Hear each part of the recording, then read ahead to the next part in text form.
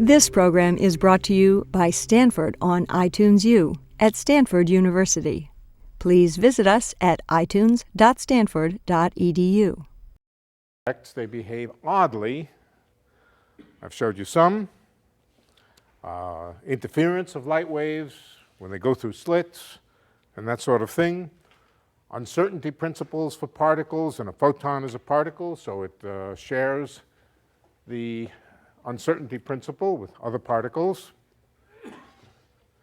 But perhaps the really simplest context, the simplest system for studying the basic fundamental difference between classical thinking and quantum thinking is the polarization of a photon. If we forget everything else about the photon, assume that it's going in a particular direction, let's say down the z-axis, with a very specific momentum, then the only thing that's left to discuss about the photon is the direction in which it's polarized. That polarization, degree of freedom, forms a kind of mini quantum system that has more insight in it, I think, or more insight can be gained from it than I think thinking about almost any other simple quantum mechanical system. So I want to go through, we started it last time, I want to continue, but first I want to review a little bit. First of all, how should you think about the polarization of the photon? Well, the photon is going into the blackboard. All right, so we need not worry about its direction of motion. We need not worry about its momentum. We need only worry about this little vector, this sort of little flag that the photon carries with it. It moves into the blackboard. Let's see, that's a bad color, isn't it? It moves into the blackboard. That's an even worse color. I didn't bring my own this time. I tell them every time to please leave me pens.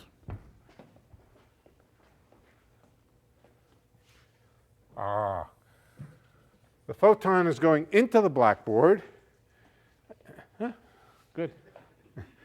And we can think of the plane perpendicular to the motion of the photon. And in that plane, there's a kind of little flag. The little flag can point in any direction in the xy plane. The photon's moving in the z direction. This is the xy plane, x and y. And in a certain sense, to be specified and only to be correctly defined when we think about it quantum mechanically, the little flag can point in any direction in the xy plane. So photons carry little flags. The flags are their polarization vector. The polarization vector is perpendicular to the motion of the photon. But it's an odd little flag. It has some very peculiar properties. So let's first of all go through some of the simple properties that it has and why it is so odd. First of all, you can send the photon through polarizers. Now, polarizers are really not terribly quantum mechanical necessarily. As I mentioned, I think the previous time, if you send microwaves or radio waves through a grid of wires like so, the photons, or better yet, not better yet, but the radio waves or the microwaves that go through it will come out on the other side polarized. And the easiest way to think about it is to think about it in the language of waves, electric and magnetic fields. The electric field can vibrate vertically and horizontally, but it can only drive current in the vertical direction. Now, a mirror is a system such that when an electromagnetic wave falls on it, an electric conductor, is such that current can flow due to the electric field in any direction, and the flow of that current produces its own wave, and typically what it does is it produces the reflected wave that reflects back off the mirror, and that is why mirrors reflect, because they produce currents in there, and those currents produce the reflected wave. Exactly how that works we don't have to worry about here, but it also works in this grid. The only difference is that the electric current can, the electric current can only oscillate in the vertical direction. And so as far as the vertical direction goes, the grid is a mirror. It reflects waves whose electric field is vertical. As far as the horizontal direction goes, the grid isn't there at all. The electric wave cannot drive currents in the horizontal direction, so it's exactly as if there was no grid there at all, and the photon just goes straight through. So the result is a grid like this produces an electromagnetic wave which is polarized. The official definition of the polarization is it's the direction of the electric field, and so a grid like this will produce a photon or an electromagnetic wave polarized this way.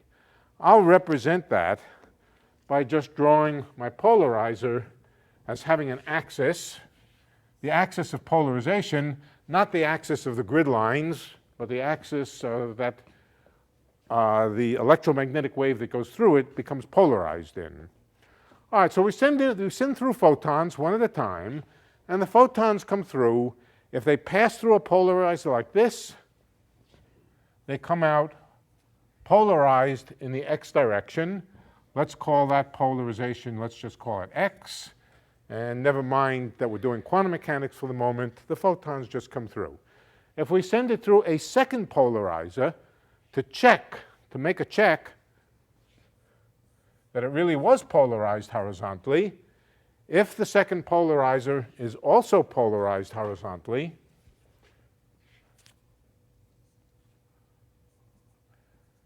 then the photon will again go through.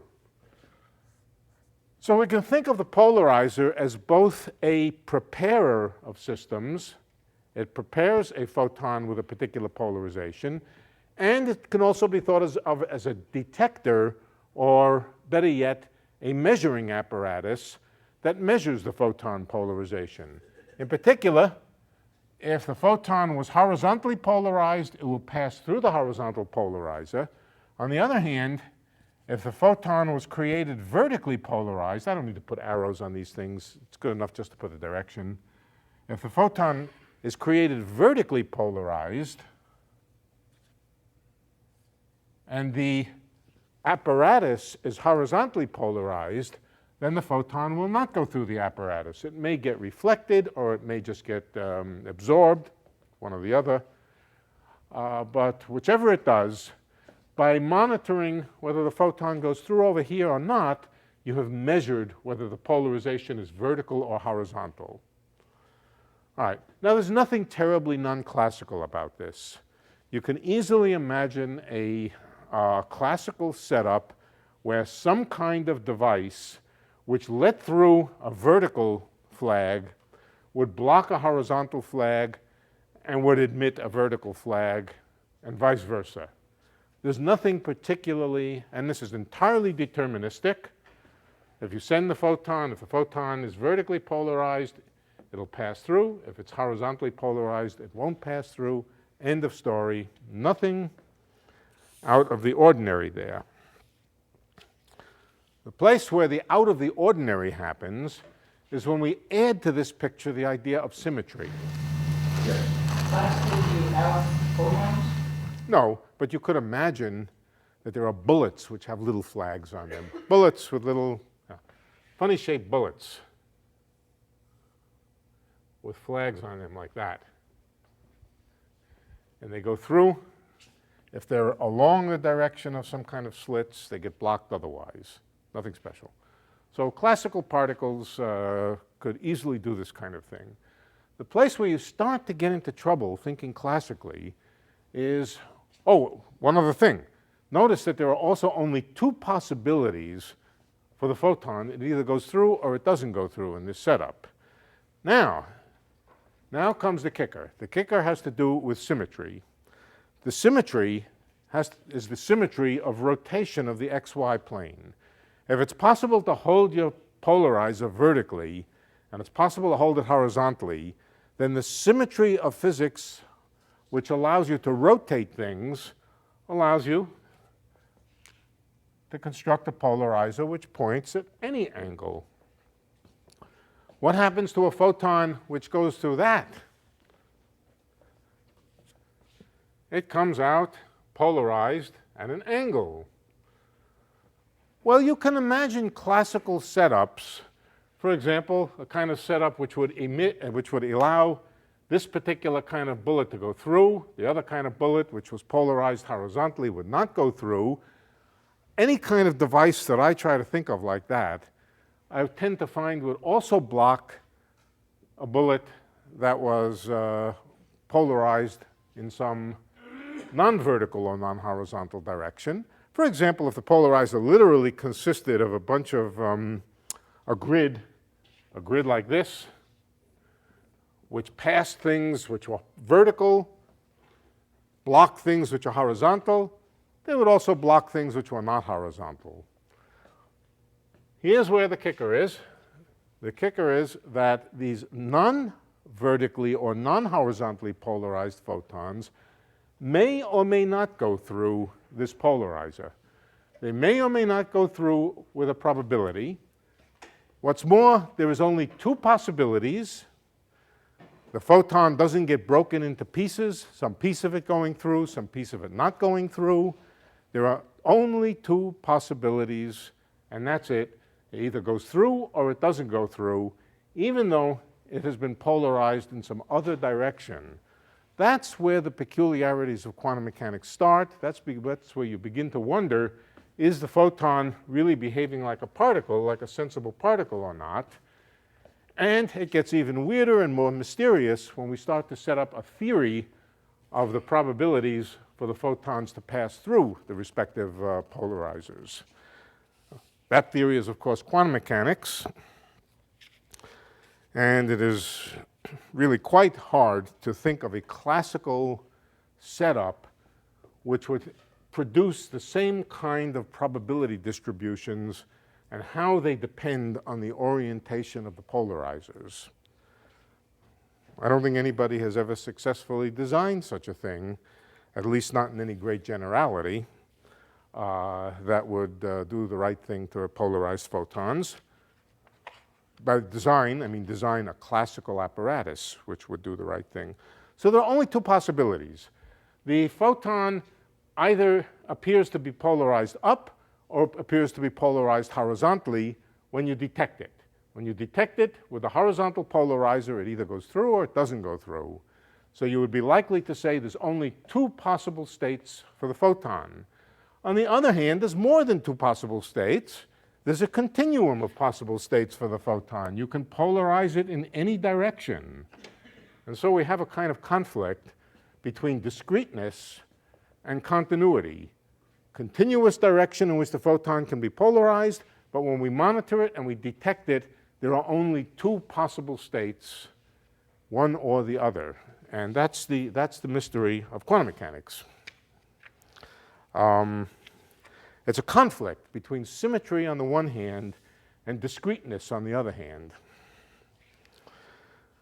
Okay, so we were beginning to set up the theory of polarization.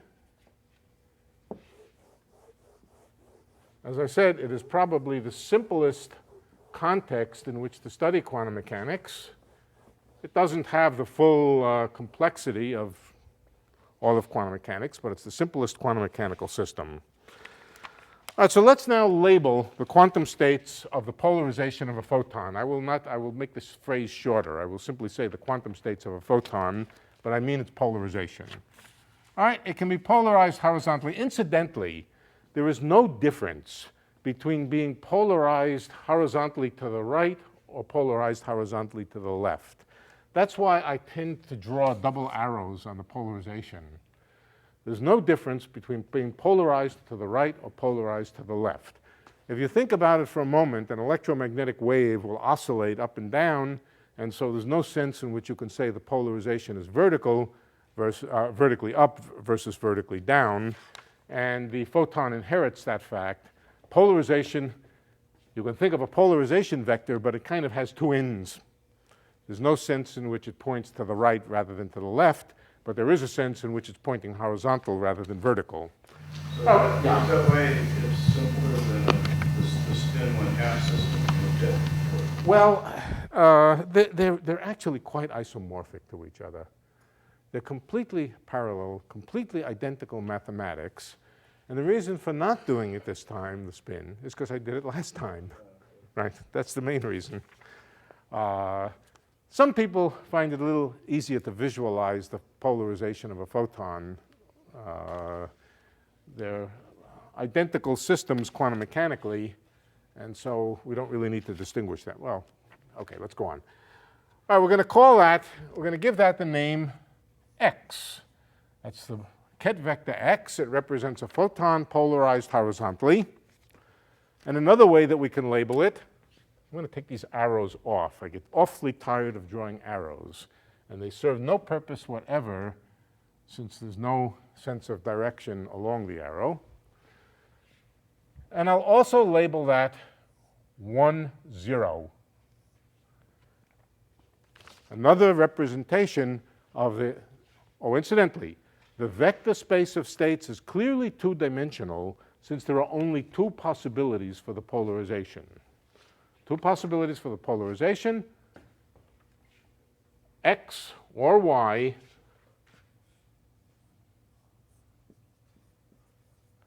and we'll label Y 0, 1. All right, so several different representations to label the states of the photon polarization. Yes? Is that totally arbitrary, 1 and 0? Could be anything else, or? No, it's not totally arbitrary.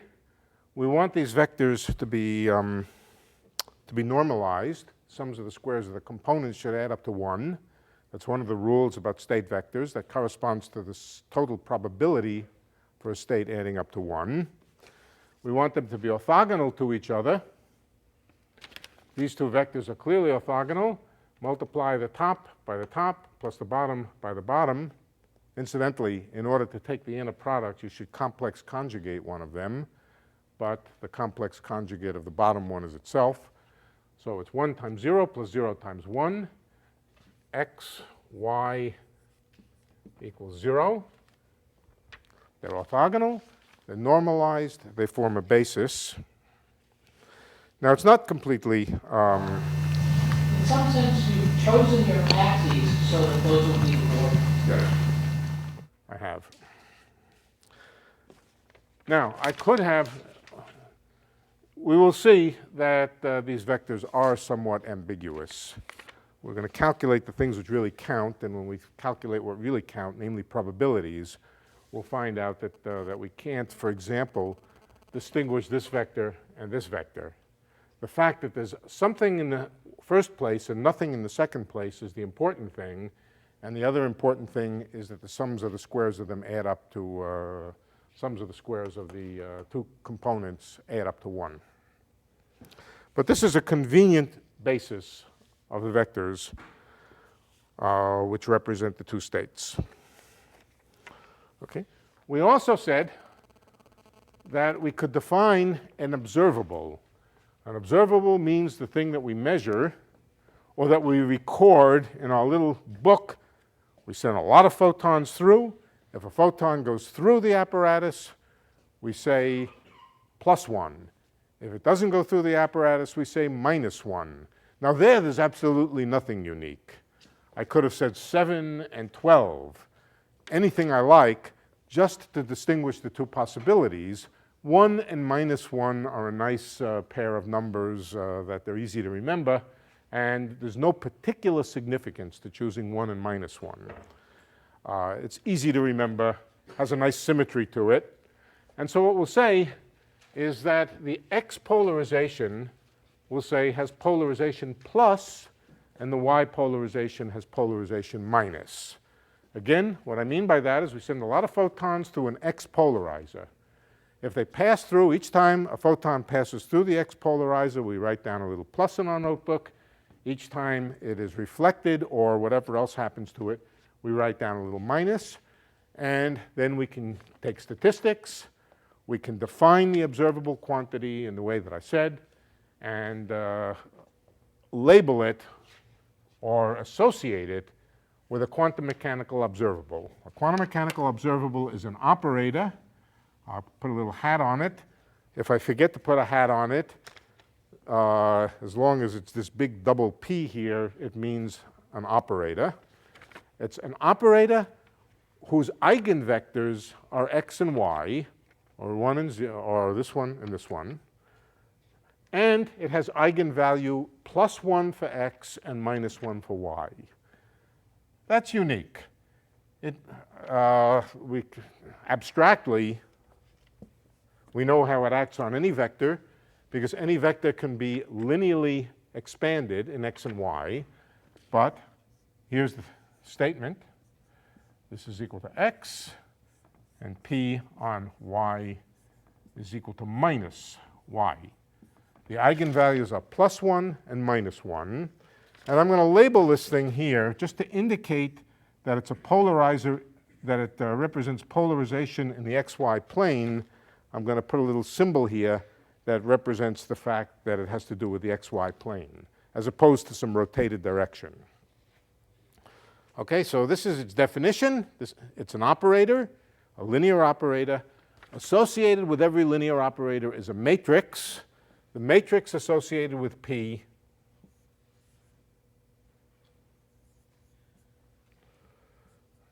is the matrix 1 minus 1. As simple as it could be. And it's obvious now that when it acts on the vector x, let's let it act on the vector x.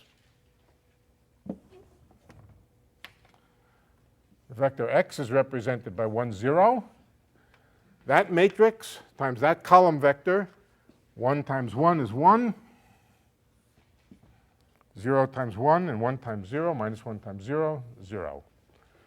So we see that the P observable, when it acts on the x vector, gives x polarization, gives us back the x polarization vector.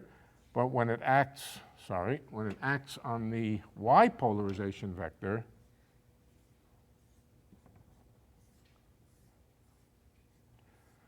it gives minus the y polarization vector. So this is the unique operator which represents the observable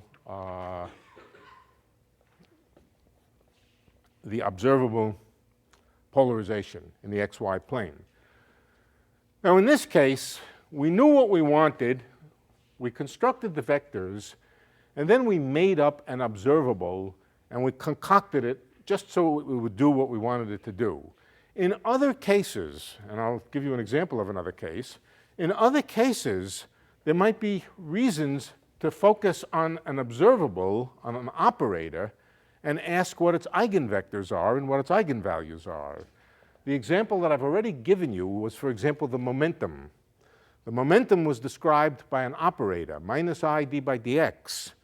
I told you what the operator was, and then we found its eigenvectors and its eigenvalues. So sometimes it's more convenient, not a question more convenient, sometimes we know more about the vectors and the eigenvalues than we do about the mathematical structure of the observable, and sometimes we know it the other way. But either way, observables have eigenvalues and eigenvectors. The eigenvectors are the states in which the observable has a definite value, and that value is the eigenvalue. So we're back to the basic foundations of the subject and the postulates. We have an example of them. Now, what if we polarize at 45 degrees? What if we turn our polarizer through 45 degrees? I know we did this before, but let's do it again. If we rotate our polarizer through 45 degrees, then we encounter a new state of polarization. It's neither x nor y. It clearly has, it's intuitively obvious that it has equal probability when the photon is prepared this way and then goes through the x or y polarizer. It's intuitively obvious that it will have equal probability to go through either the x or the y polarizer, since it's polarized at 45 degrees. Okay. So it makes sense then to to identify this polarization, which I'll label that way, as 1 over the square root of 2, that's just there to normalize it, times x plus y. Equal likelihood for the polarization to be up or horizontal if it goes through the polarizer which detects x polarization. We can also represent this in another way. We can represent it as a column vector, 1 over square root of 2, 1 over square root of 2. Equal coefficients in terms of x, or in front of x and in front of y. All right, what about the other orthogonal polarization? The other orthogonal polarization, I won't draw it in here, but it points in the orthogonal direction. That's equal to 1 over square root of 2. And that can be taken to be, now the one thing we know about it, and about the only thing we really know about it, is that it should be orthogonal to this vector. Orthogonal to this vector.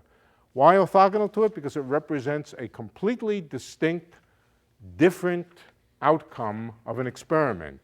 Namely, the experiment of sending it through the 45-degree polarizer. All right, things which represent different outcomes, different definite outcomes of some experiment should be orthogonal to each other. Well, a simple vector that's orthogonal to this would be x minus y, not x minus x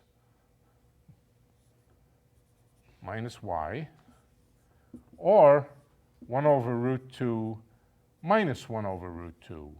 Now, it makes no difference whatever if you put the minus sign in front of the x with no minus sign in front of the y, or vice versa. We'll see. It makes no difference.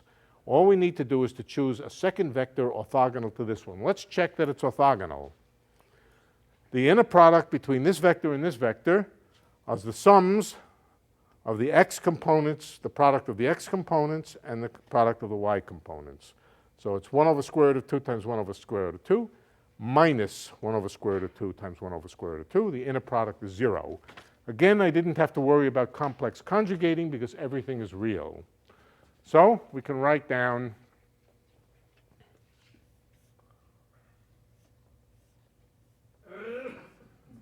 equals 0. They're also normalized. The sums of the squares of the coefficients add up to 1. 1 over root 2 squared plus 1 over root 2 squared is 1. So the two vectors are another basis. They're a different and separate basis of states, but they're just as good as the original basis. The original basis was the basis 1, 0 and 0, 1. Here's a second basis. These are also mutually orthogonal and also normalized. Roughly speaking, well, you can see what you can see the point. I don't need to belabor it.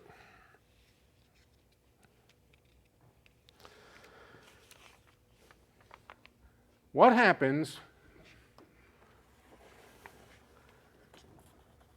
if we start with a polarizer, polarized at 45 degrees like that? We send the photon through it. It comes out the other side, and then we send it through a polarizer which is either vertical or horizontal. Let's take the horizontal case. Then the rule of quantum mechanics is, well, let's begin.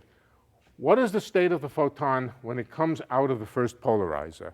When it comes out of the first polarizer, here it is. It's this. So when it comes out of the first polarizer, the state of the photon is like that. What is the probability that if we measure the observable associated with the xy polarization, that we get plus?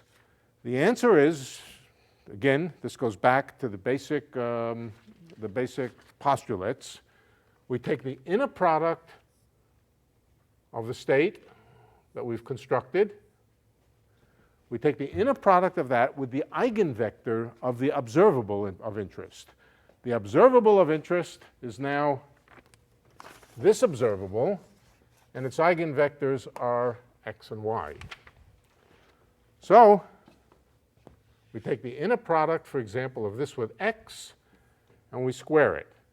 That will give us the probability that after having gone through the first polarizer, it also goes through the second polarizer.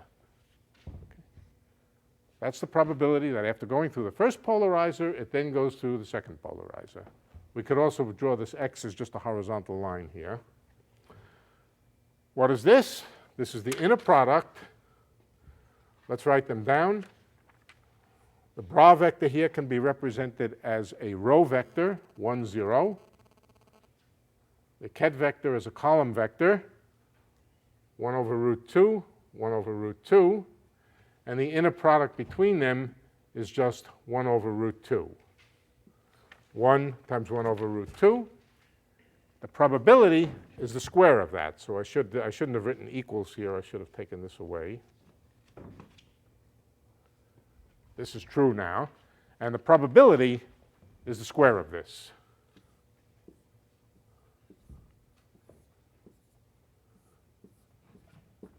Equal 1/2. Okay, so that was intuitively clear in the first place that the probability for the photon to go through the second polarizer would be 1/2, since it was polarized at 45 degrees. Likewise, if we ask what's the probability that it would pass through a vertical polarizer, same answer, slightly different reason. To calculate that, we would put y here, but that's also equal 1 over square root of 2.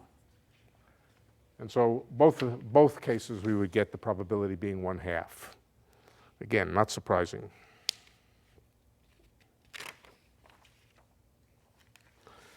Can we construct an observable which represents the photon polarization not in the vertical and horizontal direction, but in the 45-degree directions? Let's see if we can do that.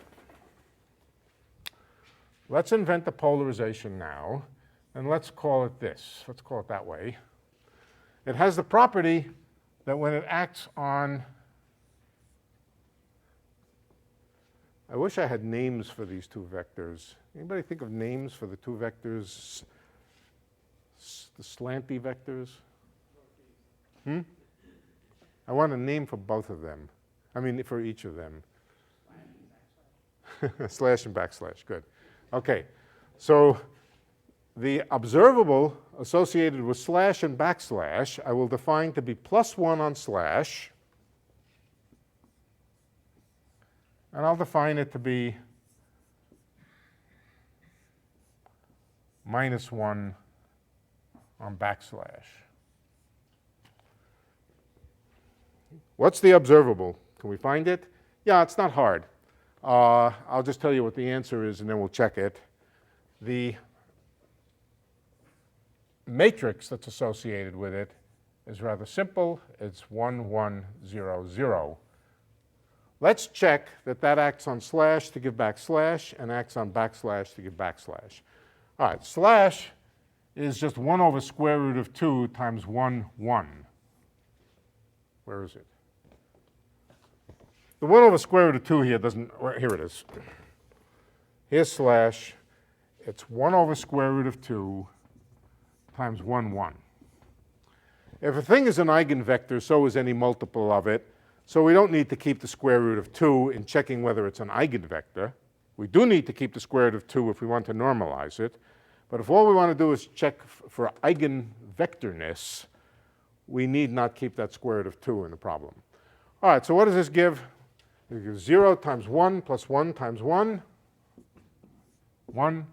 1 times 1 plus 0 times 1 is 1. So that is, in fact, what the observable is supposed to do on slash. It gives backslash. Let's now try it on backslash. 0, 1, 1, 0 on 1 minus 1. What does that give? 0 times 1 plus 1 times minus 1. That gives minus 1. 1 times 1 is 1. Notice that the right-hand side is the negative of backslash. So in fact, the observable on backslash does give minus backslash. This is equal to minus 1 minus 1. Okay, so we've actually succeeded in constructing the observable associated with 45-degree polarization. A question. Yes. Would it be accurate to say then that if you define the states, then you restrict what's observable?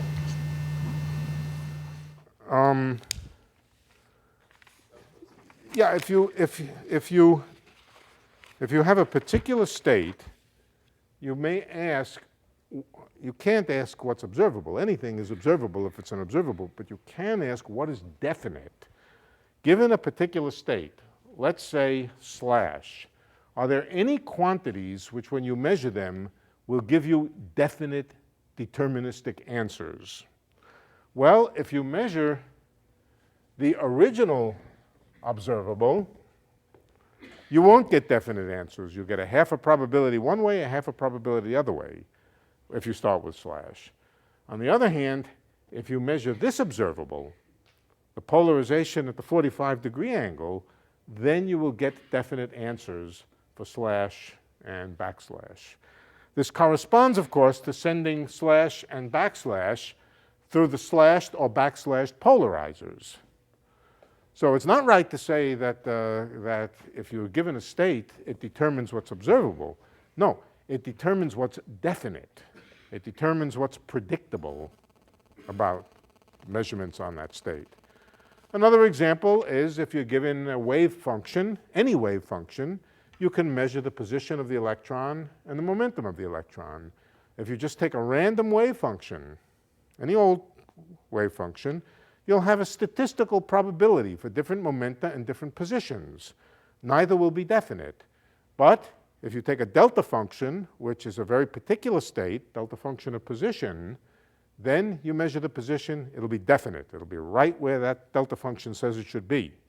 If you take a plane wave, a cosine, not a cosine or a sine, but an e to the I kx, and you measure the momentum, then the momentum will be definite. So given a state, it restricts the class of things which are deterministic. It's not the right word. What's the right word? Definite, I suppose, certain.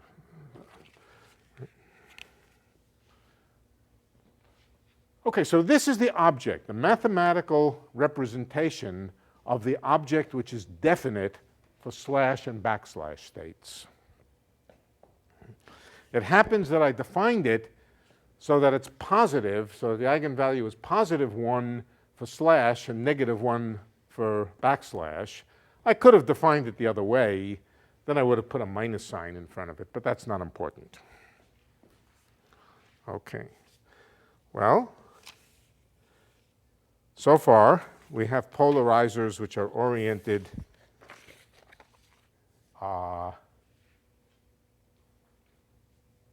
that way, and polarizers which are oriented that way.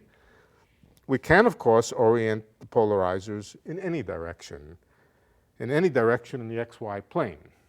So let's discuss that possibility now.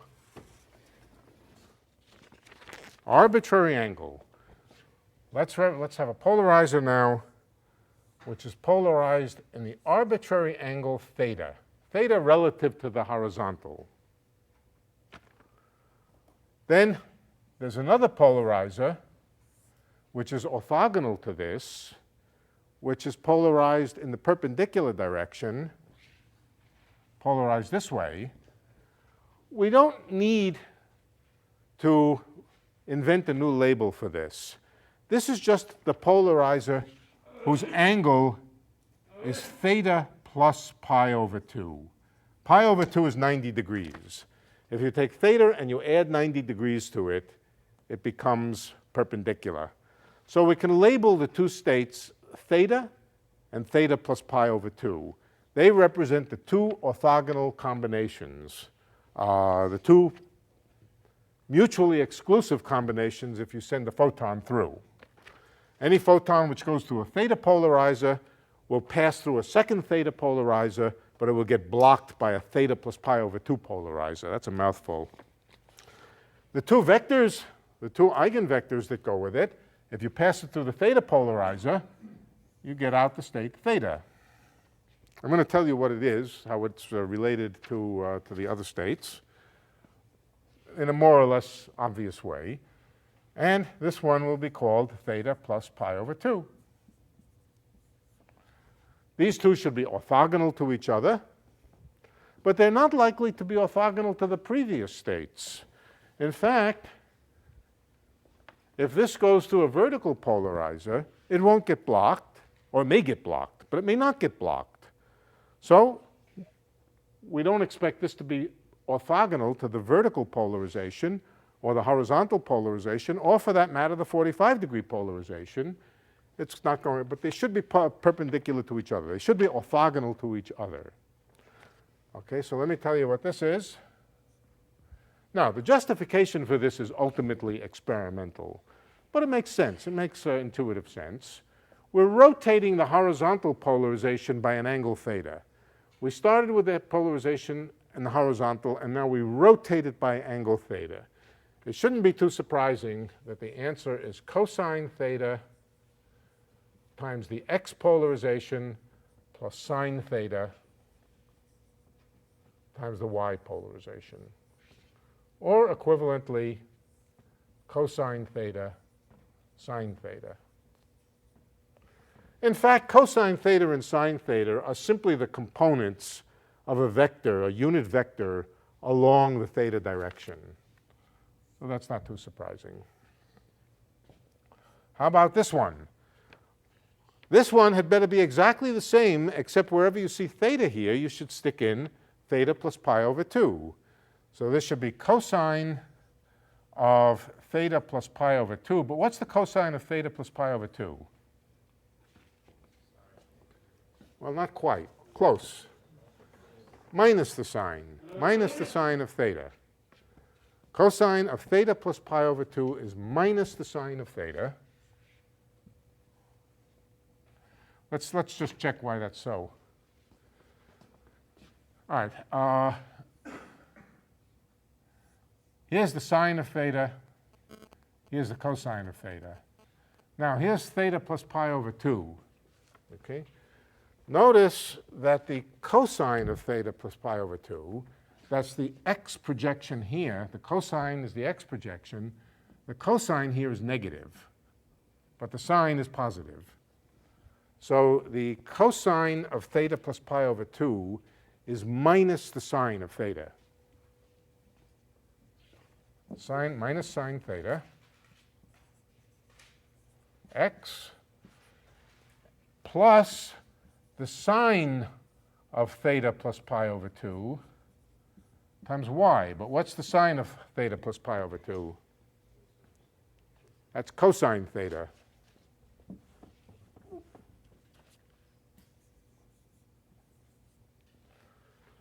Okay, now we can represent this bottom case here by minus sine cosine.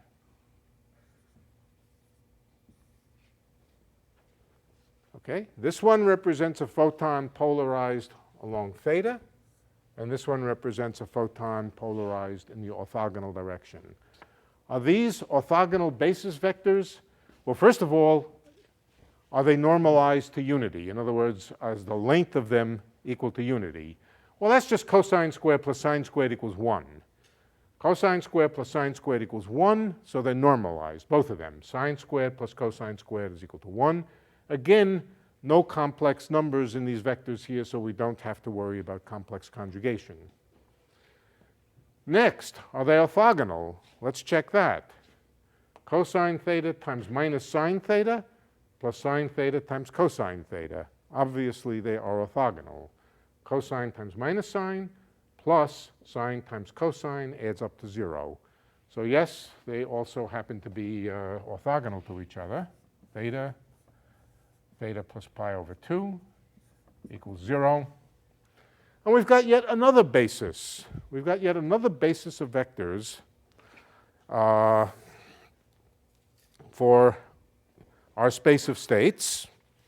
It represents a physically different kind of experiment, a similar kind of experiment, but different in that the direction of the polarizers are now in an arbitrary direction, theta.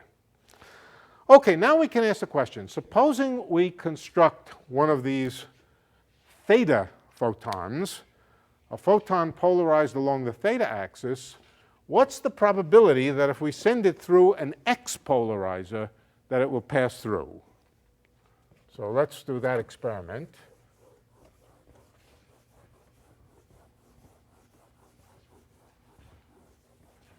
I mean, this is exactly the kind of question that quantum mechanics is set up to answer. We have our theta polarizer over here.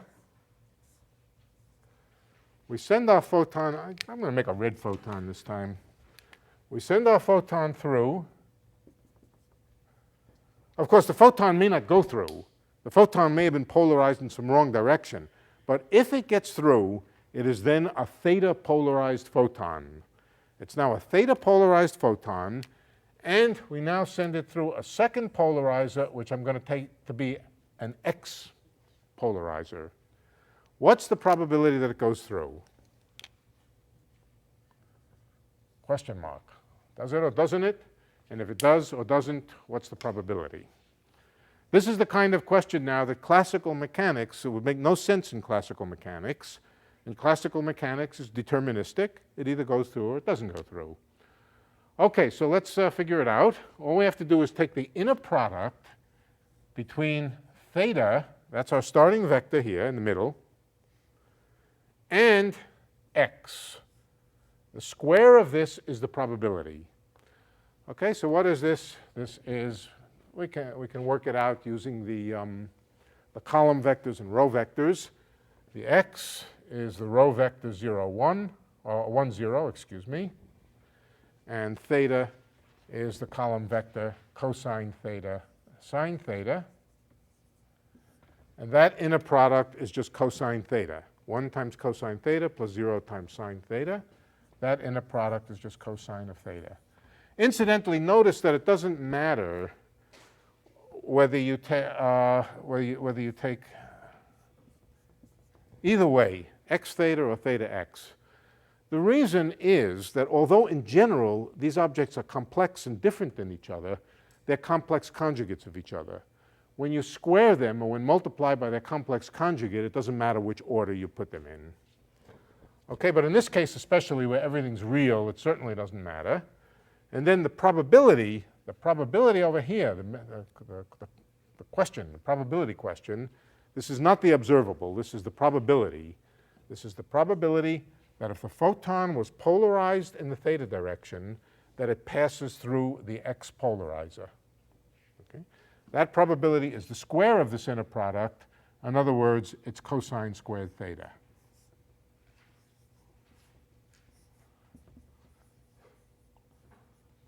Notice it's cosine squared theta, not cosine of theta.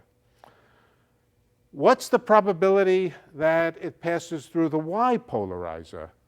Let's send it through the Y polarizer. Through the Y polarizer, that's going to be very similar, except we're going to put Y here, and that's 0, 1. This gives us sine theta.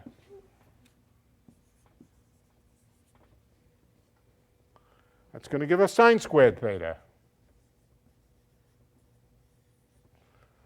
What's the total probability that it will either pass through the, well, the total probability if we add up the probabilities that it's X polarized or Y polarized, it's either X polarized or Y polarized. Here's the probability that it's, squared.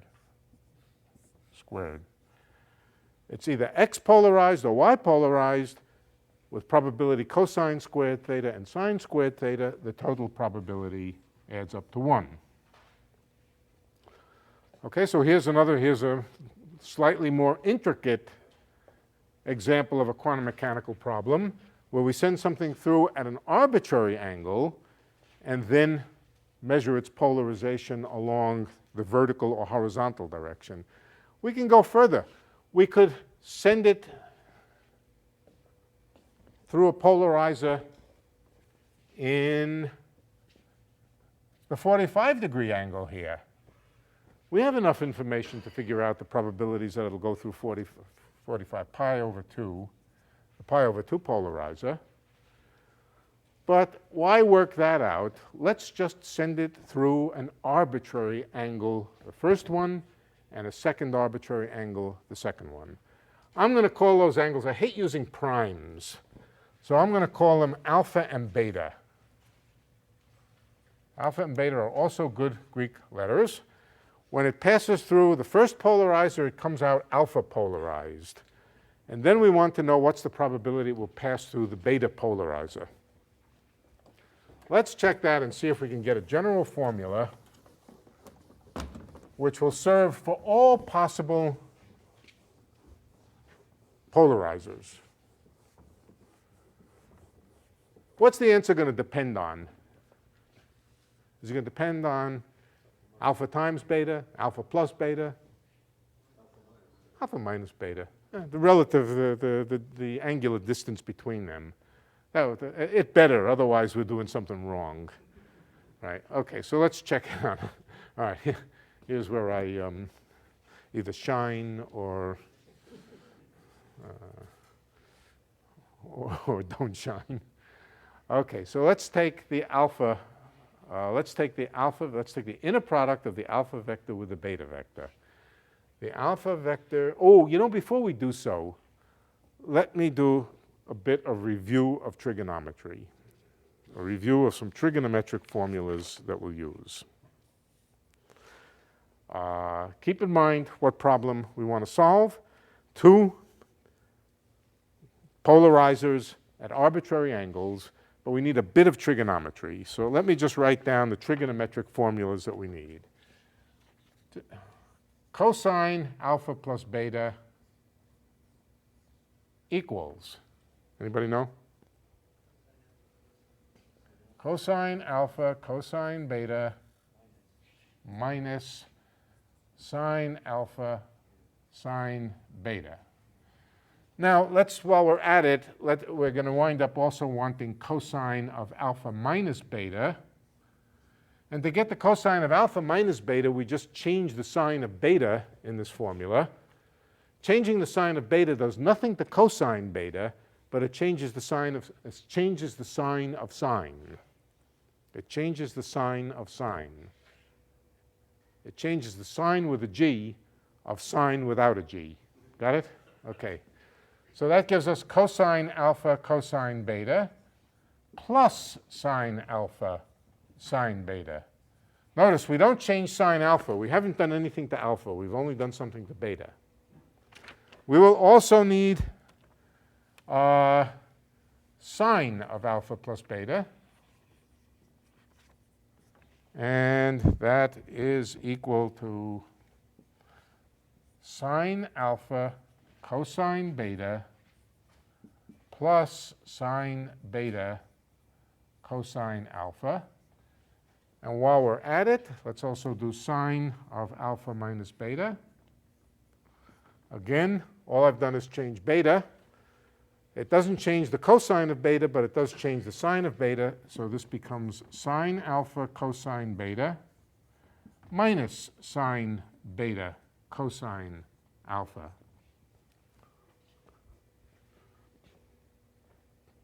There's a nice check we can do. What if alpha equals beta? If alpha equals beta, we have cosine of 0. Cosine of 0 is what? 1. All right. On the right-hand side, we would have cosine of alpha squared. Alpha is equal to beta. Cosine of alpha squared plus sine of alpha squared. That's 1. Cosine squared plus sine squared. So that works. How about sine of alpha minus beta? What should that be? If alpha equals beta. That should be 0. So if alpha equals beta, these two will cancel each other. Okay, one more. Cosine of 2 alpha. That's easy. We just read it off from here. That's cosine squared alpha minus sine squared alpha. And sine of 2 alpha, we read from here. That's just twice sine cosine.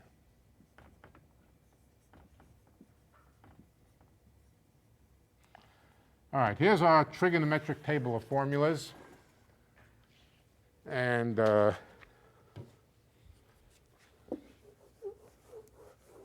we'll use them.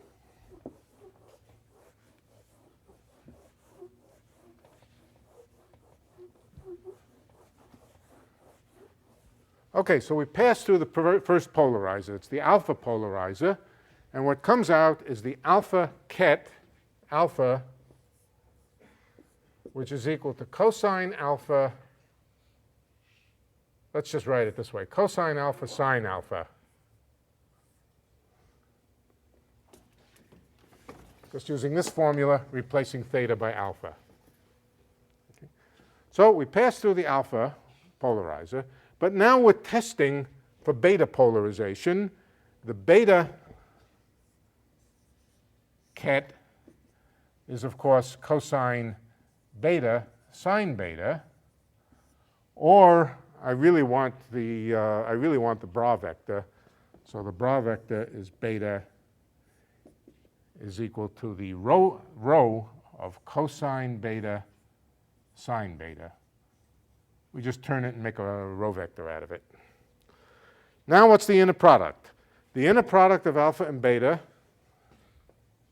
beta alpha, is cosine alpha times cosine beta plus sine alpha times sine beta.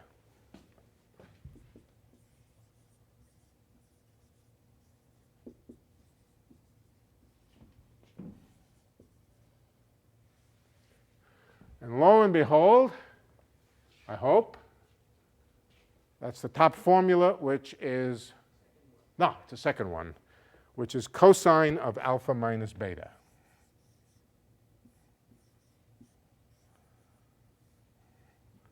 Now that's, of course, not the probability. That's the thing that we square to get the probability. So the probability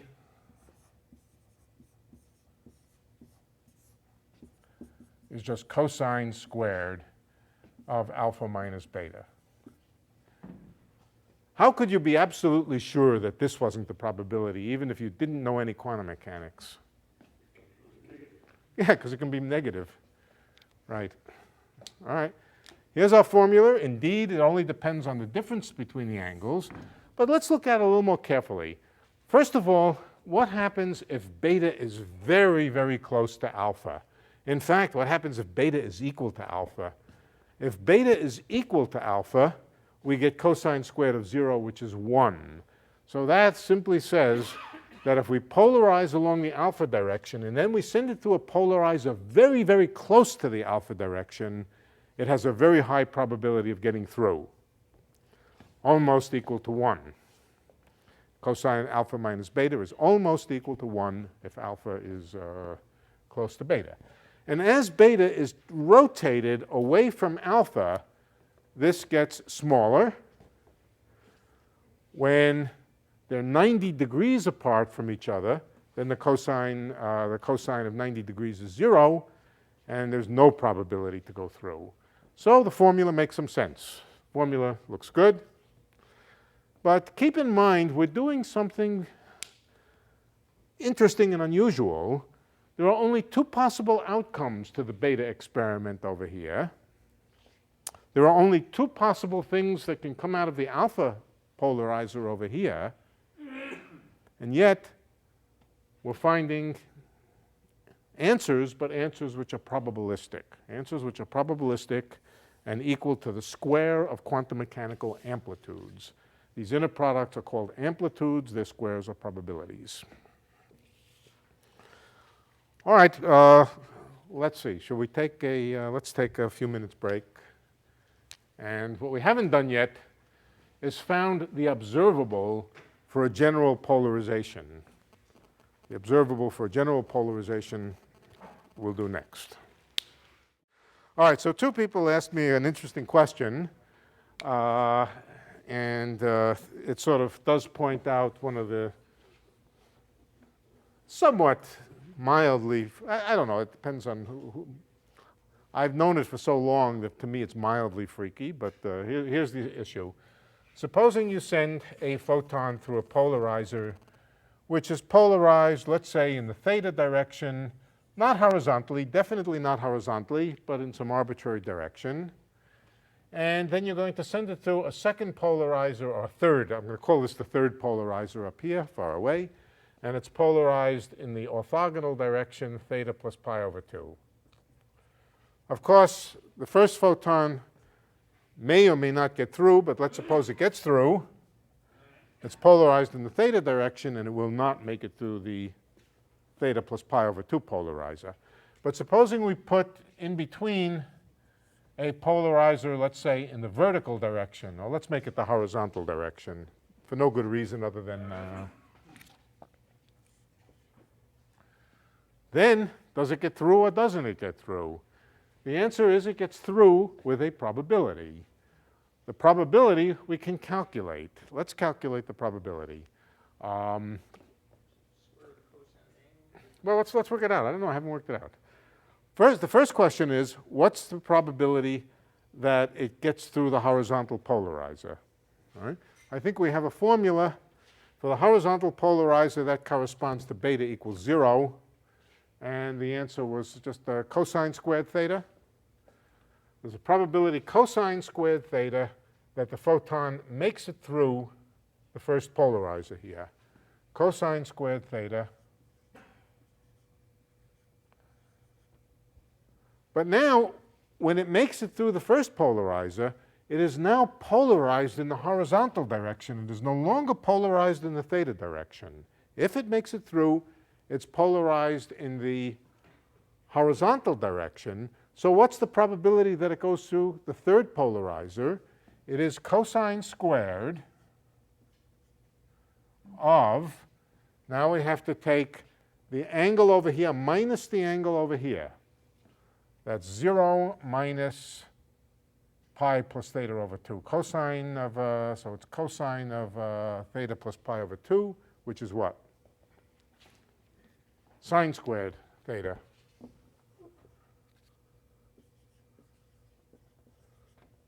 I think I did that right. Not added, but multiplied. The probability that it goes through the first one is cosine squared theta. And then if it does, it's horizontally polarized. If it's horizontally polarized, then the probability that it goes through the second polarizer is sine squared theta, which is the same as cosine squared of theta plus pi over 2. What's that? Well, say it again now. This is less than 1. Right, there is less than 1, so it passes through this polarizer with a probability less than 1. Each time you cut down the probability, so the probability, if you do a lot of polarizers like this, of course, will go down with the number of polarizers. But by putting this one in, you take a photon which was polarized in the theta direction and could not go through the second one, and now allow it. So this is one of the, whether you find this anti-intuitive or not is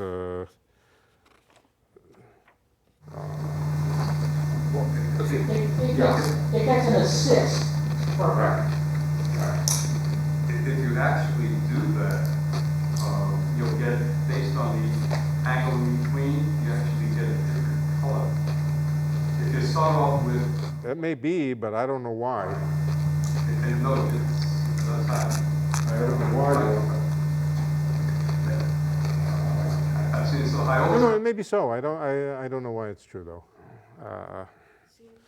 Well, polarizers... You wouldn't change the energy of the photon, right? No. Yeah, well, yeah, but do keep in mind that polarizers have different efficiencies for different colors, so it might, I would have to think about it. But, It's also used as a stress test for glass. That's true. I've seen them do things like that. So I don't know offhand. I would have to think about why that's true. But it probably has to do with the fact that the efficiency for polarizations is frequency dependent. It's optical by the time I was reading, yeah. I think the high frequency light goes through because the slits are too wide that for a wavelength. Perhaps let me think about it. It's completely something I didn't even know, so I need to dwell on it a little bit. Okay, good. Interesting fact if it's true. But this is kind of an interesting quantum mechanical fact that it's an interference effect. It's a funny kind of interference effect that something you would have thought that that whatever the probability to go through the second polarizer was, you would have diminished it by putting something in the way, huh? By putting something else in the way which cuts down the probability. You would have thought that you diminish the probability. Well, as you can see, it's not always true. So this is one of these interference phenomena. Okay, let's see if we can find the observable. Now, we're not learning very much by figuring out the observables in these cases. I just want to show you that they exist, they make sense, their eigenvalues and eigenvectors are correct. Are correct. There are lots of other cases where we know much more about the observables than we do about anything else, and then we work in the opposite direction. But okay, we're interested now in the observable representing polarization in the theta direction. In other words, by definition, this one's a little bit thicker. By definition, P theta acting on theta gives us plus theta, and P theta acting on theta plus pi over 2 gives us minus theta plus pi over 2. In other words, both of these vectors, both of these polarization states, theta plus pi over 2, they're both eigenvectors of the observable polarization, but eigenvectors with opposite eigenvalue. Let's see if we can, I'm not going to see if we can find it. I'm going to write down the answer and then show you that it works. It took me about 15, well, less than 15 minutes, 10 minutes to work it out.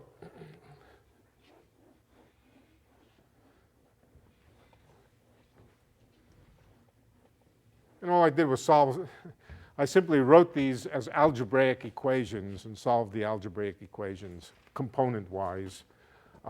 It was not very illuminating, but it's mildly illuminating to see the answer and then check it.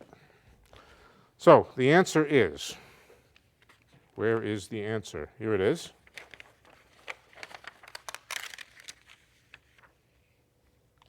P theta is equal to cosine minus cosine sine sine. But cosine and sine of what? Anybody want to guess?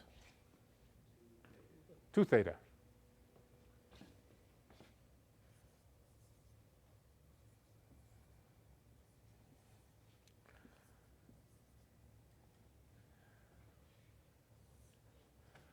Let's check that when this object acts on theta, it gives back theta. So let me erase the left side of the equation here because it's not going to be an equation anymore. Let's multiply it by theta. Now, let me first rewrite this. Cosine of 2 theta. Cosine of 2 theta is cosine squared theta minus sine squared theta. That's in the upper left. Here we have twice cosine theta sine theta. Do anybody mind if instead of writing cosine theta and sine theta, I'm just going to write C and S? C and S for cosine and sine theta. There will be no confusion since there's only one angle here. So this is C squared minus S squared. This is twice SC. This is twice SC. And this is S squared minus C squared. And we want to apply this now to theta. Well, what is theta? Theta is CS. Look up on the upper right corner, CS. Okay, let's just work it out. Okay, so we have to multiply c squared minus s squared by c. So in the upper place we have c squared c minus s squared c, that's this times this, plus twice sc times s, plus twice sc times s. What about in the bottom? In the bottom we have twice sc times c, twice sc times c,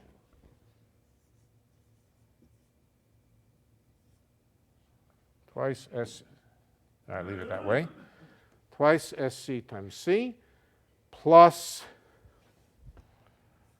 s squared s minus c squared s. Okay. Don't ask me why I wrote it in this clumsy way. I don't know why.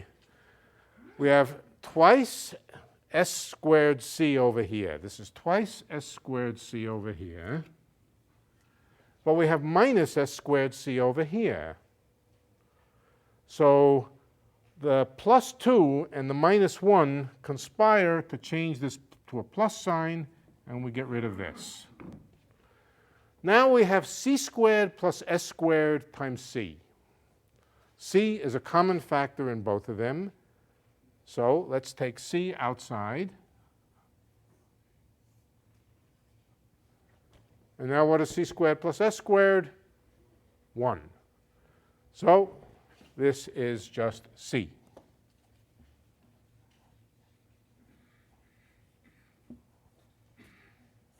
That's good because we want to get, remember what we're trying to get, that p theta on theta just gives us back theta. Okay, now let's look at the lower piece here. Twice SCC. Here's minus CCS. So the 2 again conspires with the minus sign, turns it into a plus sign, and now we have s squared s plus c squared s, and that's just s.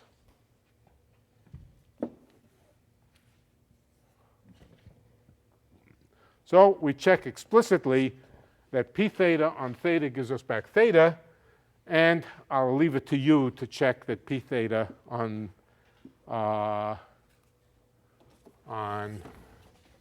this guy here gives minus itself back again. So these two vectors, where are they? CS and minus SC are the eigenvectors of the observable. The observable is Hermitian. How do you tell that it's Hermitian? Remember what Hermitian means. Hermitian means that if you reflect about the diagonal and complex conjugate, you get back to the same thing. For real matrices, we're going to talk more about Hermitian, but for real matrices, Hermitian just means symmetric. This is a Hermitian matrix. Its eigenvectors and eigenvalues satisfy certain requirements. The eigenvectors are orthogonal. The eigenvalues are real. This is the observable that goes with the polarization along the angle theta. What happens, incidentally, interesting question. Supposing I took this, here's the observable for angle theta. What is the observable for minus theta? What happens to minus theta, to the observable minus theta? That's not really what I want to do, is it? I don't think that's what I actually want to do. No, that's not what I wanted to do. Sorry, that's what I wanted to do was to look at the observable for theta plus pi over 2, for theta plus pi over 2. What happens to observable for theta plus pi over 2?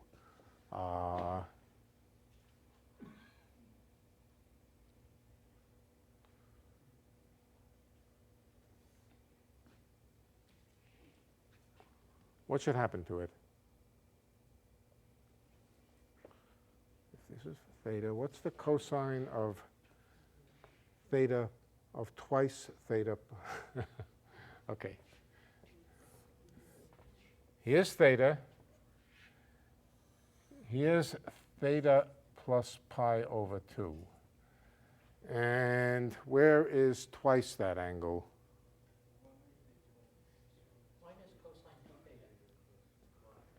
Minus cosine 2 theta, right? So if we do that transformation, if we rotate by 90 degrees, this becomes minus cosine 2 theta. This one will become plus cosine 2 theta. And what about sine of twice theta plus pi over 2? Also just changes sign, right? So this becomes minus.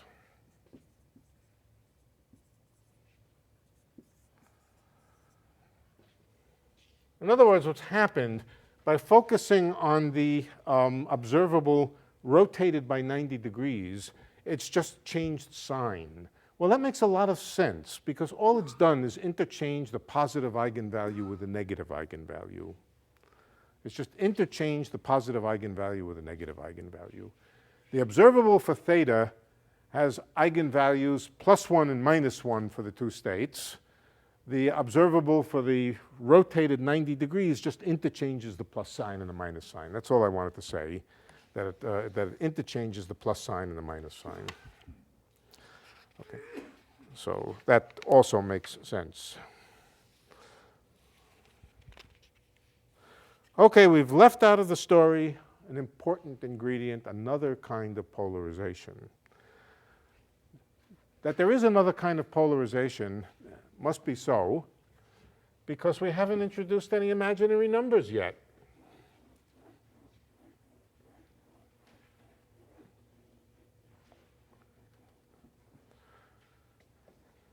Remember, quantum mechanics is all about complex numbers.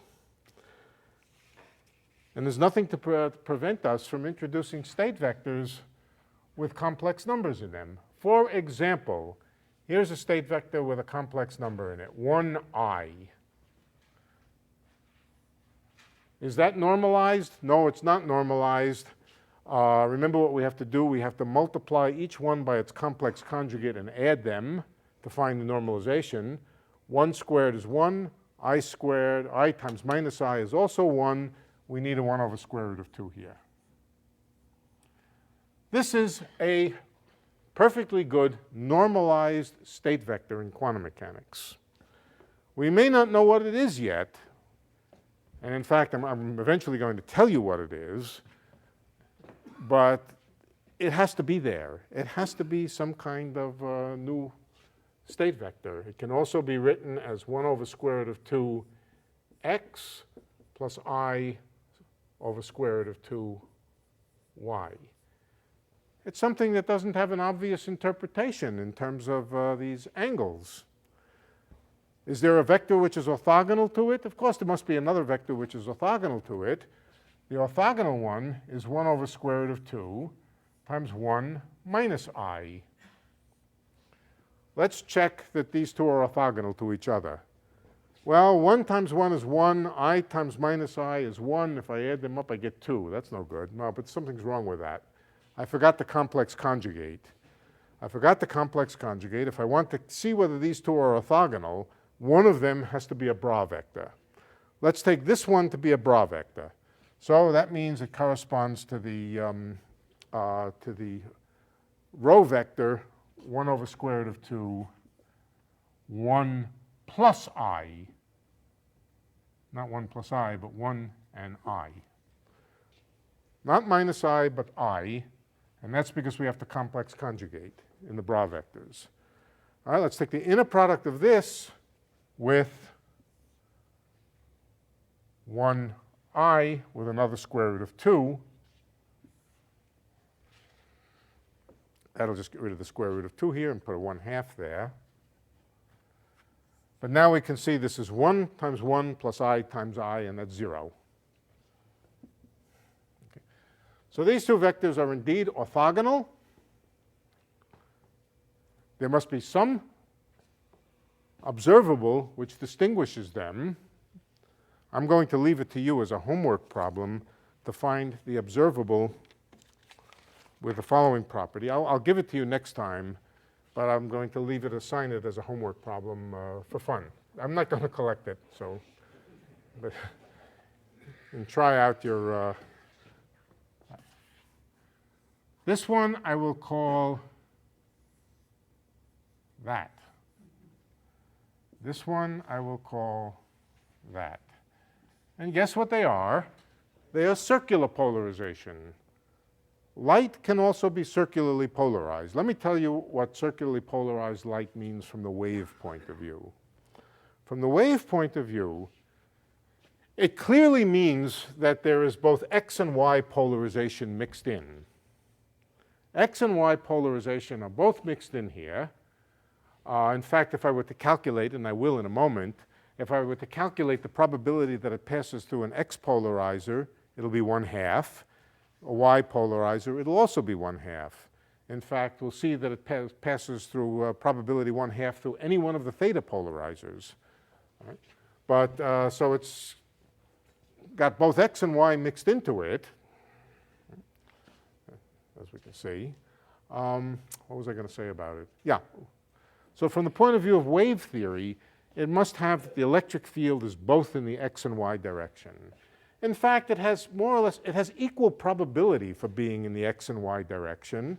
The magnitude of 1 and the magnitude of I is the same. So it looks like somehow it's a state with, let's think about now the electric field going into the blackboard. It looks like it has an electric field in the X direction and an electric field in the Y direction. You would think that adds up to an electric field like that, and that it ought to just be a polarization in the 45-degree direction. But that's not right. That's not what a circularly polarized light ray is. What a circularly polarized light ray, let's think about a vertically polarized light wave. That has an electric field which is something like, for example, cosine of z, it's moving down the z-axis, minus ct. This is a wave moving, c is the speed of light. This is a wave moving down the z-axis with the speed of light, and this could be the y polarization, or this could be the y component of an electromagnetic wave moving down the z-axis. The x component, if I wrote that that was also equal to cosine of z minus ct, that would correspond to a plane polarized light ray at 45 degrees. In other words, it would just say that the component of the electric field in the 45-degree axis was cosine, or square root of 2 times cosine of z plus ct, minus ct. But we put them out of phase. We put them out of phase. What that means, now these are the electric fields, no magnetic field. I have not mixed in the magnetic field at all. What this says is if we look, here's the z-axis down here. Here's x. The electric field might be a cosine and look like this.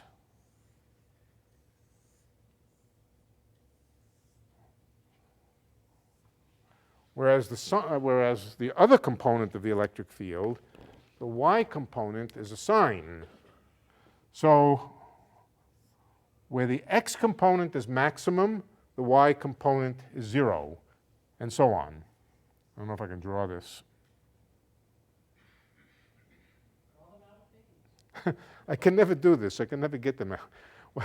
The thing to do is to draw them in phase and then shift them. Now, take the red one and shift it by 90 degrees. I can never do that. 90 degrees is halfway, and I'm not good at halfway things.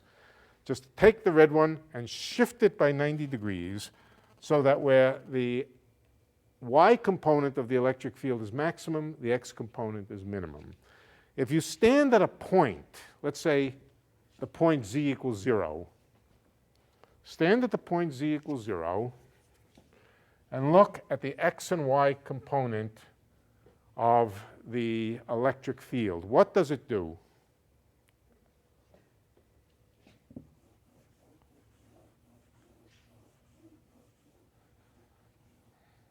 it rotates around in a circle.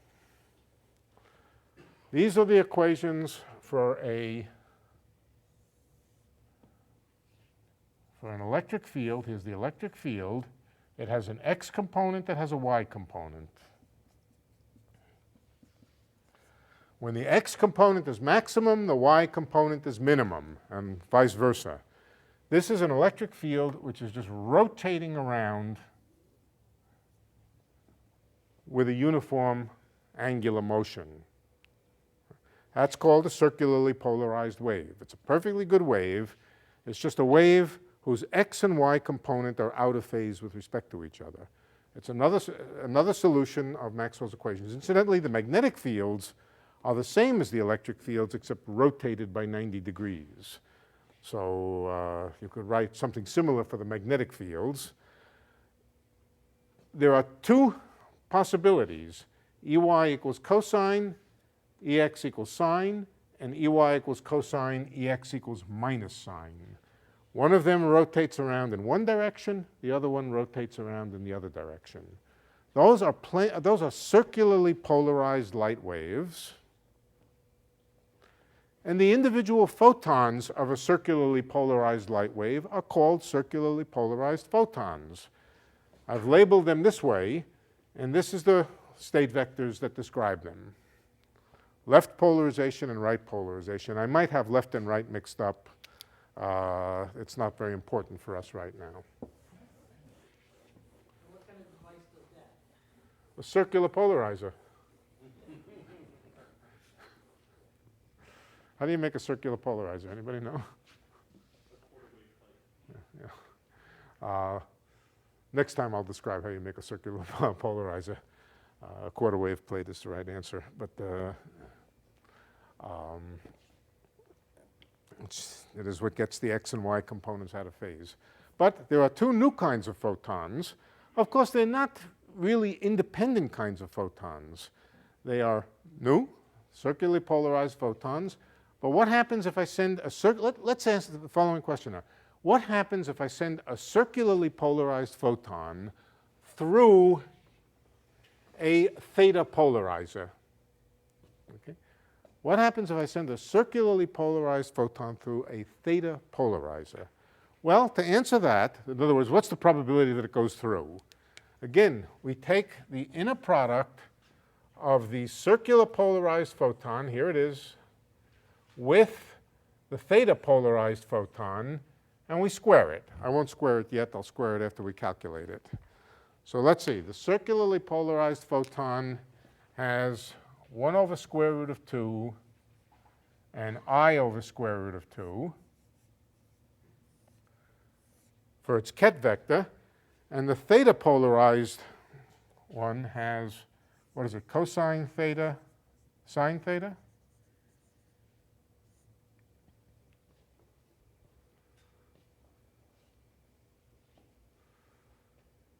Did I get that right?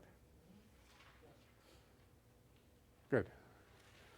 Okay, so what's the answer? Let's see. We get 1 over square root of 2. The inner product then is 1 over root 2 cosine theta plus I over square root of 2 sine theta. That's the inner product, or that's the amplitude, the quantum mechanical amplitude. Now we want to calculate the probability. To calculate the probability, we have to multiply this by its complex conjugate. So let's do that up here. This times its complex conjugate is cosine. Let's just call it C.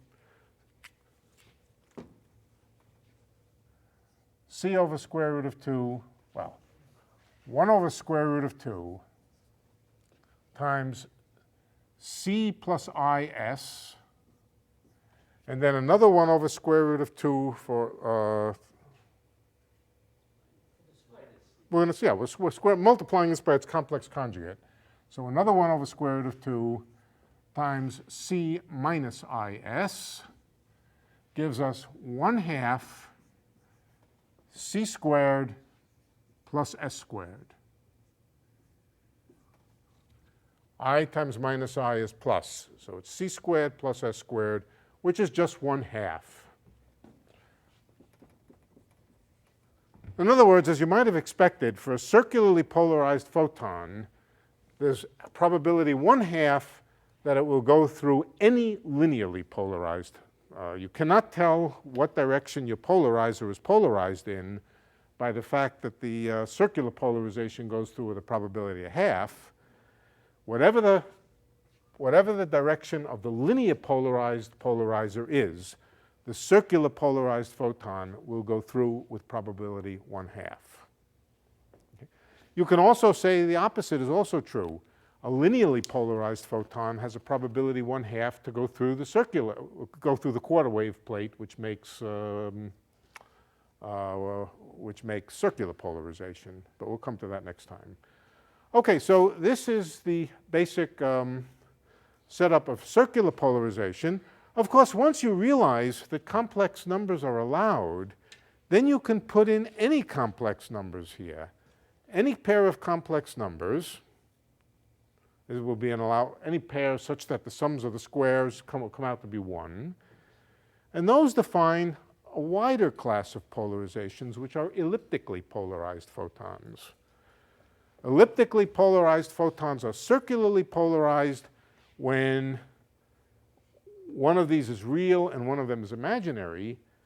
If both of them are almost real, one of them is real and one of them is close to being real, then it's an elliptical polarization, which is almost a plane polarized photon. Well, I think we'll do a little more with elliptical polarized photons next time if I get a chance. But and don't ask me how you make a polarizer that polarizes elliptical photons. Well, actually, you can ask me next time. I will have an answer for you. I just realized I know how to do it. Good. All right, we're essentially finished with the idea of polarization, photon polarization for the time being. We may come back to it as an example. But first of all, one thing which is obvious is we've defined a whole bunch. Oh, I have not defined for you, I'll do it next time, the observable that goes with circular polarization. It's got some imaginary numbers in it. We'll know that by then. You should know that. Yeah, oh, that's right. Was that the homework? That's the homework, yeah. Good. All right, so that's the homework. Find the observable that goes with the circular polarization. But you're going to find, if you find them all, that for any two different polarizations, circular, linear, or anything else, the polarization observables don't commute with each other. That's more or less obvious because they certainly don't ever have common eigenvectors. The eigenvectors of this polarization are 1, 0. The eigenvectors of this polarization are equal mixtures of the x and y. And the circular polarizations have i's in them. They have no common eigenvectors for different polarizations. The implication of that is that the polarization observables do not commute for different directions or type of polarization. The implication of that is, for example, that you cannot measure simultaneously the x polarization. Can you measure simultaneously the x polarization and the y polarization? Yes. X and y, yes. If the x polarization is plus, then the y polarization is certainly minus. They're trivial. They're simply related to each other in such a simple way. And in fact, the x polarization and the y polarization are just negatives of each other. But how about the x polarization and the 45 polarization? No. Those you cannot measure simultaneously, the x polarization and the 45 and the slash polarization. You cannot simultaneously measure the x polarization and the circular polarization because the observables don't commute. And the observables for a theta and for theta plus pi over 2 do commute. They're just the negatives of each other. That's what I showed you a few minutes ago, that p theta is just equal to minus p theta plus pi over 2. That's just interchanging the positive and negative eigenvalues. a thing certainly commutes with its negative. So the polarization for theta and for theta plus pi over 2 can be simultaneously measured. In fact, when you measure one, you automatically know the other. It's just the negative of it. But none of these commute if the angles are genuinely different. So those are examples of incompatible variables. And it just says that you can't have a polarizer which polarizes both in the x direction and the theta direction. It's something more or less obvious. Okay, I want to come to one thing that we have not discussed, the idea of expectation value, which really should just be called average value.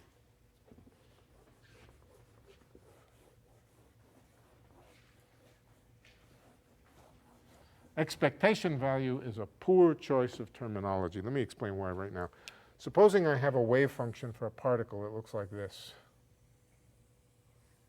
But it's what you want if you're a gambler. Well, I don't know. Not in this case, I don't think. All right, there's a wave function which is nice and symmetric. It has a lump over here and a lump over here. This could be x, x0 over here. What's the average value of x? That looks good. 0. And let's suppose these have tails over here, and actually goes right to 0 here. What's the least likely answer that you could get? Well, you'll never get the average. You'll never get the average. So the last thing you expect is the expectation value. It should not be called the expectation value. Even worse, Murray-Gell-Mann insists on calling it the expected value. It is not the expected value. It's the average value that we're defining, that I'm going to define now. So let me define for you the average value by first writing down a mathematical expression for it and then showing you that it really is the average value. Suppose you have some observable k, any observable whatever, Hermitian operator k.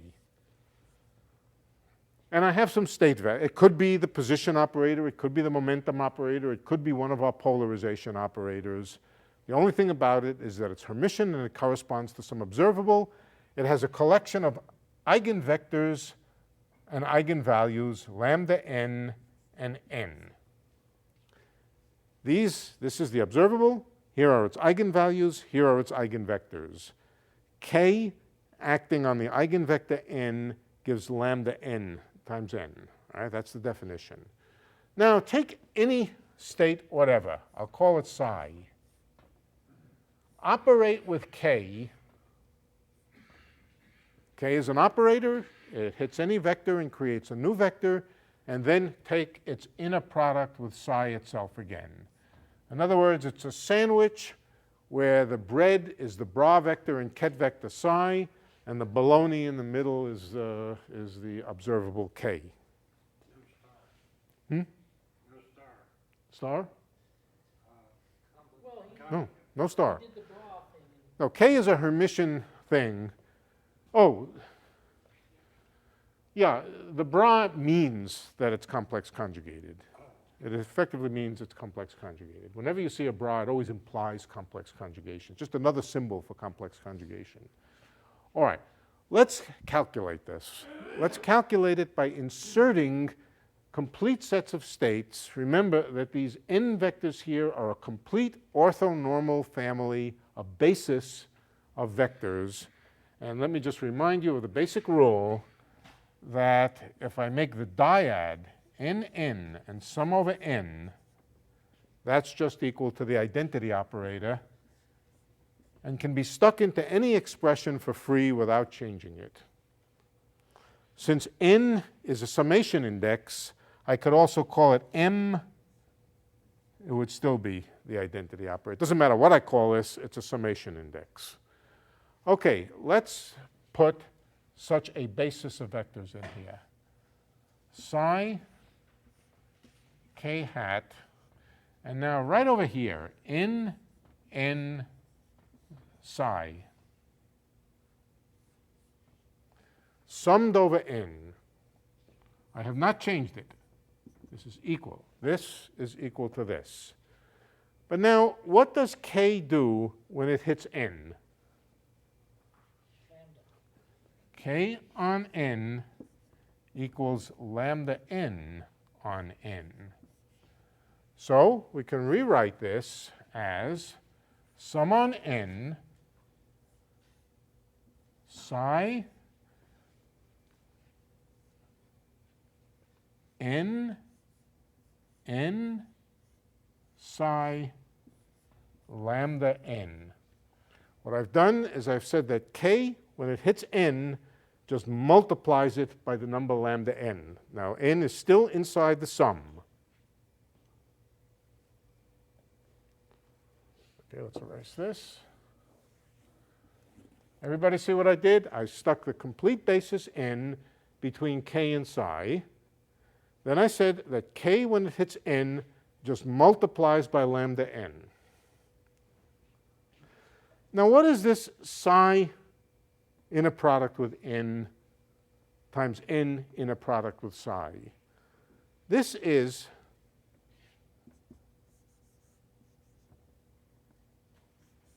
psi n times its complex conjugate times lambda n. And what is psi n times its complex conjugate? It's a probability. The inner product of a state vector with a basis vector representing an observable k is the probability that the system has eigenvalue lambda n. So what this is it's the sum on n of the probability that if you were to measure k, you would get the nth eigenvalue times the nth eigenvalue. For example, if I plot lambda n this way, these are the lambdas. Here's lambda 1, lambda 2, lambda 3, lambda 4, lambda 5. And each one has a probability. Here's the probabilities. Just what do you get if you add up all the probabilities times the eigenvalue? You get the average of lambda. In other words, it's the probability times the thing which you're measuring summed over all the is this obvious to everybody? That if you sum over all the possible values that you can get for a measurement, you sum over all the possible values you get for the measurement with the value for the measurement that you get times the probability that you get that value, that is called the average of lambda. Or you could say that it's the average of k, of the observable k. Better yet, the quantum mechanical notation is just k, representing this thing over here. This is the symbol that's often used for the average of a quantity, just bracket in between, without particularly writing down the vector here. It's just a notation, represents the average. And you can see that what it is just a sandwich of the observable evaluated between the bra vector and the ket vector representing the state of the system. This is why it's often useful to actually have these observables. If you're interested in calculating the average value of a measurement, then if you know the vector that you've prepared, in other words, if you know what you've prepared, psi, and you know the observable, you just sandwich it in this way. Okay? Let's do an example. I'm tired, so I'm going to do the very simplest example. My observable is just going to be 1 minus 1, 0, 0. This is the observable polarization in the xy plane. And now let's take something, the vector theta. In other words, a linear polarization polarized in the theta direction. Okay? What is the average value of this observable? Well, we take theta, we put p, and we take theta again. make a sandwich. Okay. In terms of matrices, that's 1, 0, 0, 1. The ket vector over here is cosine theta, sine theta. And the bra vector is just the row vector, also cosine theta, sine theta. What do I get when this is minus 1, excuse me. Okay, just take 2 minutes to work it out. Multiplying the matrix by the vector, what does that do? It just changes the sign of the bottom entry. So it just gives you cosine theta, sine theta, times cosine theta minus sine theta. That inner product is cosine squared theta minus sine squared theta.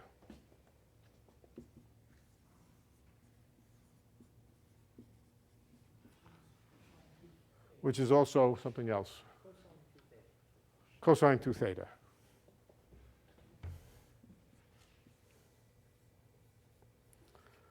All right, so we found out what the average of this observable is. It clearly lies between 1 and minus 1. It could hardly be bigger than 1 or smaller than minus 1. And depending on the direction of polarization, the average will just be cosine of twice the angle. You can check that out and see if it makes any sense to you by trying it out for some angles and seeing if it makes sense. But we could do the same thing with any observable. We could and any observable and any vector, we could calculate not the probability, but the average of the observable. I will use the standard terminology and call it the expectation value, but keep in mind that that really is a misnomer. It should be just the average value. Good. I think we're finished for tonight.